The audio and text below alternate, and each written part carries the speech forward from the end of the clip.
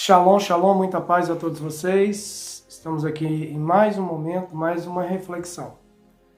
Você já ouviu alguém aí fora falar que tem muita fé em Deus? Geralmente as pessoas falam muito em fé. Elas dizem que se Deus quiser, isso ou aquilo dará certo. Existe um dito popular, muito católico, que nós dizemos benza a Deus. É um dito até correto, porque benza a Deus significa em hebraico Baruch Hashem, o bendito nome. O bendito seja Deus por isso ou por aquilo. Abençoar o nome de Deus por alguma coisa é correto. E a maioria de nós, nos momentos de dificuldades, nós dizemos com fé em Deus, pelos poderes de Deus, tal coisa dará certo. Eu começo essa reflexão trazendo ditos populares, de crenças populares. E é sobre isso que nós vamos falar aqui. Eu quero usar o exemplo da cultura hebraica, o exemplo de um episódio da Vaca Vermelha, para falar sobre crença e fé. Qual a diferença que existe entre crença e fé? A verdadeira fé é crença? Ou por que não crença e sim convicção? O homem é capaz de duvidar, o homem é capaz de tomar decisões, o homem racional.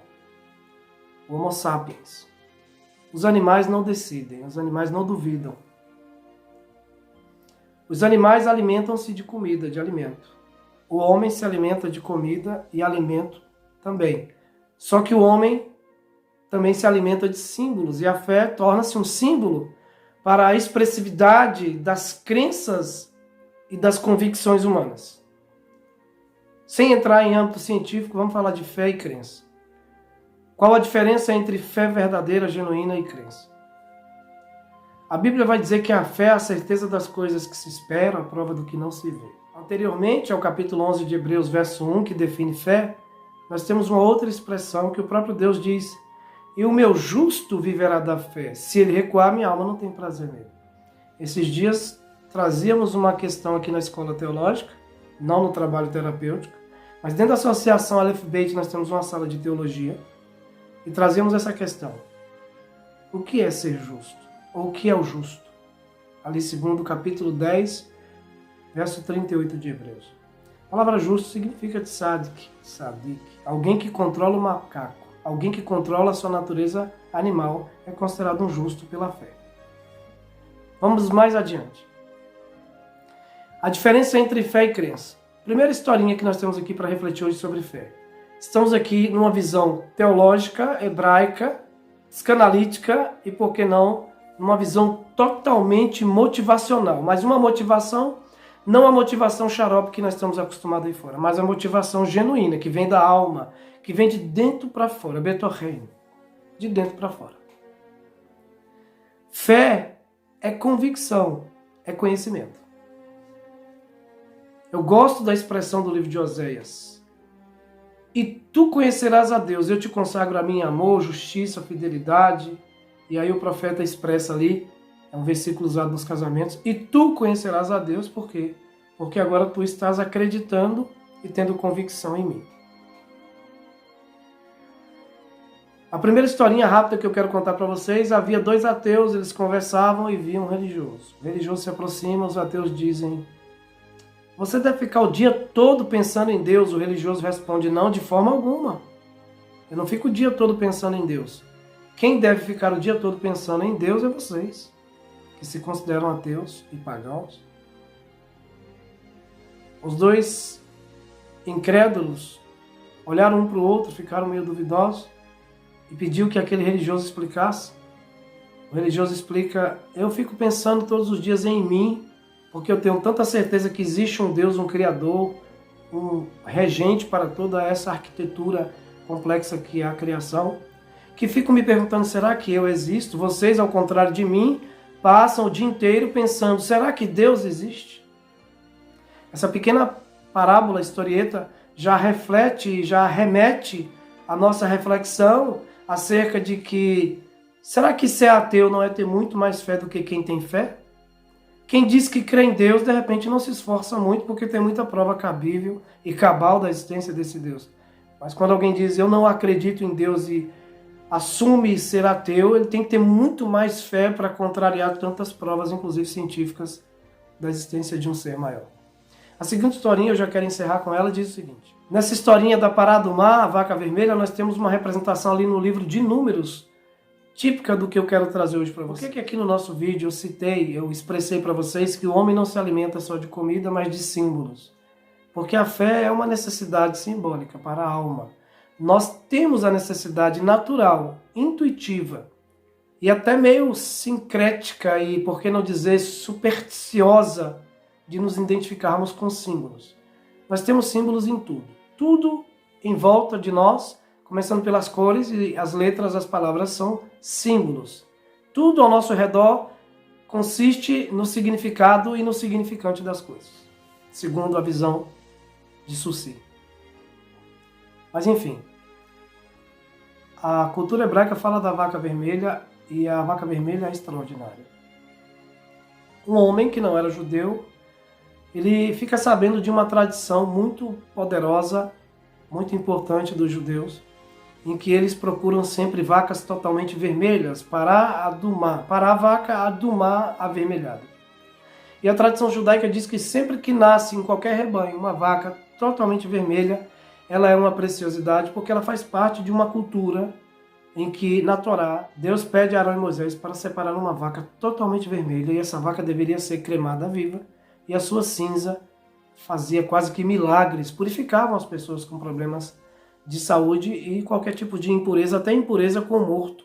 Alguém que tivesse tocado em cadáver ou qualquer tipo de impureza mais severa que fosse, era purificado automaticamente com o pó, a cinza dessa vaca cremada misturada com água. Enfim, ela se tornou um objeto, um tesouro, uma relíquia para o povo hebreu. E um homem que sabia da crença, observe a diferença.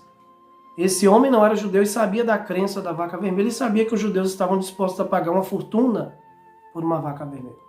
E no seu rebanho nasce uma vaca vermelha, ele chama os judeus, eles vão até lá. Preste atenção na história para que você aprenda sobre fé e crença.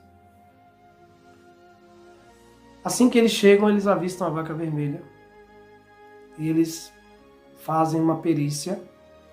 Essa perícia consiste em olhar os olhos. Tem um posicionamento nos olhos que mostra que a vaca é pura, não é profanada.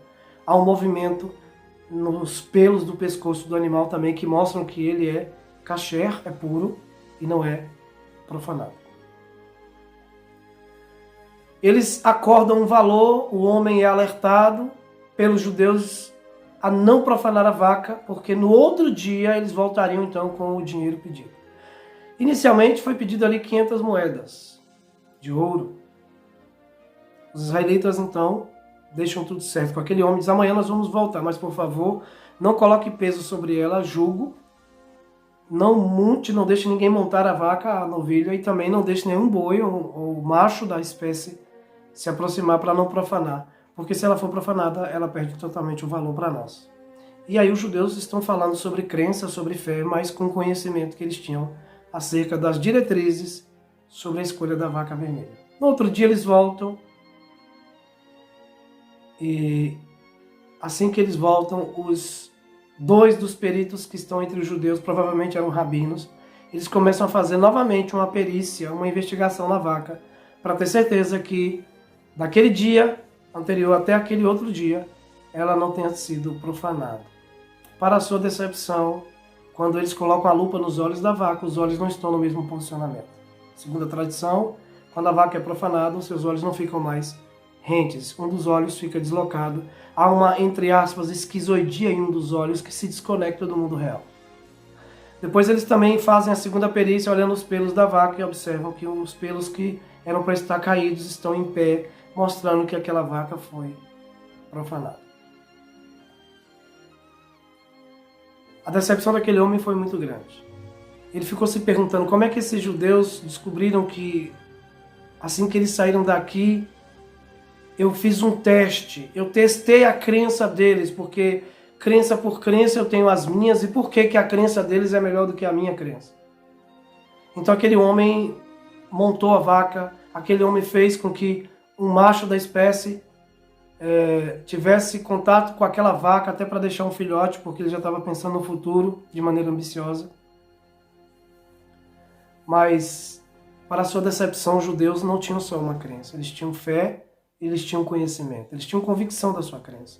Eles tinham uma fé com conhecimento. Aqui eu quero fechar a história. Aquele homem não fechou o negócio, os judeus levaram 1000 moedas de ouro. Ele ganharia, em vez de 500 moedas de ouro, 1000 moedas de ouro. E aquele homem enlouqueceu. Diz a história que ele ficou louco daquele dia em diante e nunca mais recobrou a sua sanidade. Porque ele brincou com a fé ou com o conhecimento da fé de alguém. A diferença entre crença e fé genuína é que a fé genuína requer conhecimento. Porque conhecimento gera convicção. Eu não creio em Deus porque eu tenho fé. Eu creio em Deus porque eu o conheço. Eu creio em Deus porque Ele veio a mim e eu tive uma experiência com Ele e eu não posso mudar isso. Usando frases ou expressões de um vídeo muito famoso hoje na internet de uma senhora tetraplégica que disse isso. Eu não peço a Deus cura, eu não peço a Deus nada. Eu só tenho que agradecer. Eu não questiono a Deus porque eu estou nessa situação. Mas eu não posso mudar o que aconteceu. Ele veio a mim. Ele se revelou a mim e eu não posso mudar isso. Então fé é convicção. A palavra fé em hebraico, emuná, significa um acrônimo que aponta que existe um oleiro ali, existe uma ação, existe um movimento interno, invisível, mas real, dentro do coração daquele que tem fé. Fé não é algo estático. Todos os dias você movimenta essa fé, porque fé é eu sei que Ele é Deus. Eu não creio apenas, eu sei que Ele existe. A historinha da vaca mostra que os judeus sabiam da sua fé, tinham conhecimento na sua crença. Não era uma crença que um dia eles acreditavam e no outro eles já duvidavam novamente.